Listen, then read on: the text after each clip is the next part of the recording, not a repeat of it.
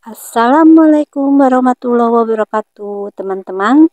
Salah satu budidaya tanaman yang bisa kita lakukan di rumah yaitu dengan menanam pare. Pare itu walaupun pahit tapi tetap dicari. Dan caranya cukup mudah untuk menanamnya. Yuk kita ikuti video berikut ini.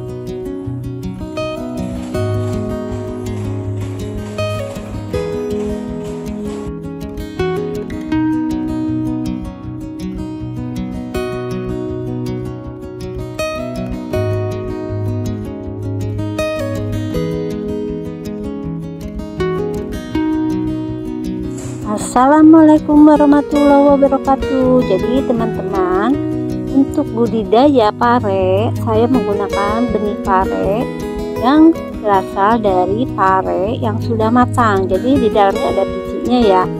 Jadi ini yang bagian ujungnya ini kita buka dulu. Nah, yang bagian ininya ya, ini untuk mempercepat proses perkecambahan pada waktu kita menyemai tanaman pare.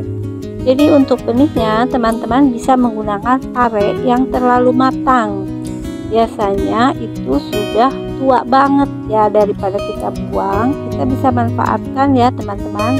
Kita masukkan ke dalam air hangat seperti ini. Jadi ada beberapa triknya. Salah satunya kita harus potong bagian ujungnya supaya terbuka. Nah, ini airnya saya gunakan air hangat. Kemudian kita siapkan juga ya tisunya. Kita biarkan dulu selama kurang lebih 1 jam. Nah, setelah selesai kita siapkan wadah kecil, kemudian tisu. Nah, benih-benih pare atau biji-biji pare yang tadi sudah kita siapkan, kita pindahkan ke sini. Ini aku rada rapi karena memang lagi rajin dan jumlah parenya juga tidak terlalu banyak ya. Nah, kita basahin ya, jadi harus lembab. Kita akan simpan dulu selama beberapa hari sampai nanti timbul kecambahnya. Oke, kita basahin terus dan ini harus dijaga dalam keadaan selalu lembab. Jadi tiap hari harus dilihat ya teman-teman. Nah, kita simpan di tempat yang gelap ya, jadi tidak terkena sinar matahari. 1 minggu sebelumnya kita siapkan media tanam sehingga pada saat persemaian sudah selesai kita sudah siap. Jadi kita siapkan nih media tanamnya di pot atau polybag, boleh apa saja ataupun di tanah juga. Kebetulan saya menggunakan pot atau polybag. Campurannya adalah tanah, kotoran hewan, ini kotoran dari ayam itu ayam, dan juga arang sekam. Untuk menambah kesuburannya kita harus gemburkan sampai betul-betul gembur dan tidak ada sisa akar jika kita menggunakan tanah atau media tanam bekas. Kemudian kita tambahkan 1 sendok pupuk NPK 1616 yang warnanya biru, dan juga tambahkan furadan untuk mencegah hama. Juga cukup 1/4 sendok untuk furadannya. Kita juga akan tambahkan pupuk cangkang telur ya, jadi ini yang organik. Setelah ini memberikan namanya pupuk dasar sekitar 1 tutup botol ini. Kita aduk-aduk ya sampai merata bagian bawahnya. Ini kita lakukan 1 minggu sebelum kita memindahkan ke polybag atau potnya.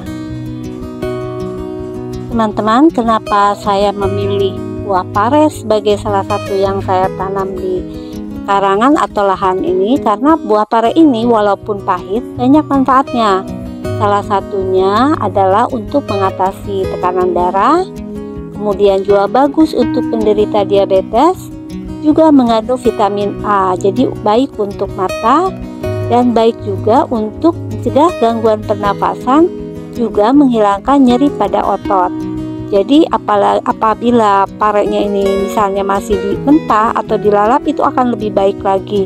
Tapi jika di sayur pun kita harus memperhatikan faktor-faktor yang tidak merusak zat gizi yang ada di dalam pare.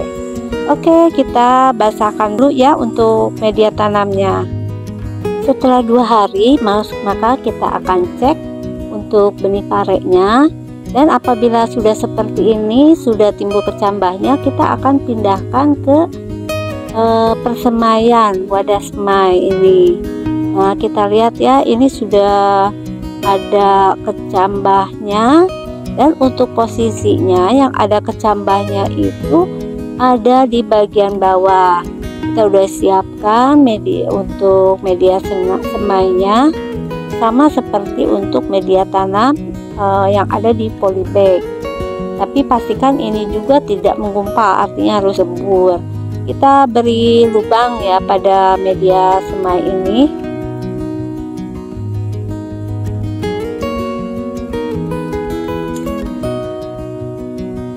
Nah, seperti ini ya, yang sudah ada cambahnya kita tempatkan di bagian bawah.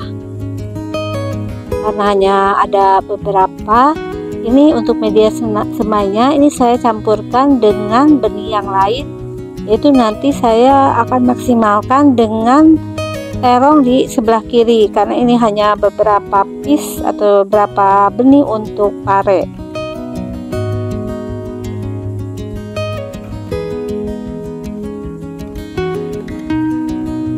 Alhamdulillah untuk semaian kali ini hampir 100% benih parenya berkecambah ya. Yang kemarin ada beberapa benih, ini hampir semuanya berkecambah.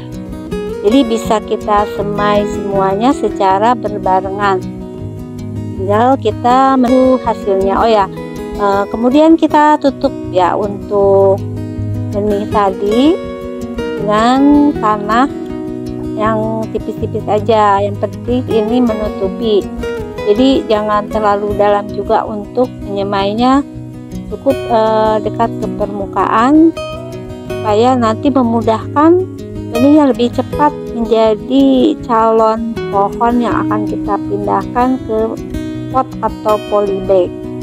Jadi seperti ini ya, jangan terlalu dalam juga, mungkin sekitar 1 cm untuk lubang semaian tadi. Kemudian kita semprot untuk membasahkan. Juga ini jangan kita lakukan penyiraman secara basah, lalu basah juga nggak bagus. Kita tutup selama 1 malam sampai nanti mulai tumbuh pohonnya atau daunnya. Nah, seperti ini adalah beberapa semaian yang kita lakukan berbarengan dengan semaian terong.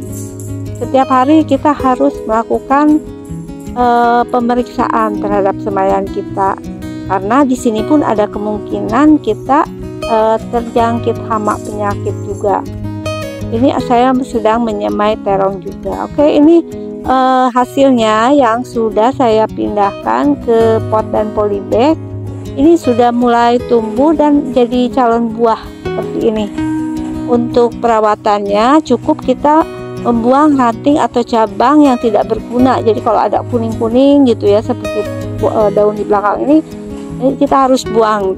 Dan untuk pemupukan kita lakukan dengan pupuk NPK. Jadi hanya NPK yang biru saja, tabur sekelilingnya, jangan terkena batangnya. Jadi kita hanya taburkan di bagian media tanam saja, lakukan di pinggiran ini saja.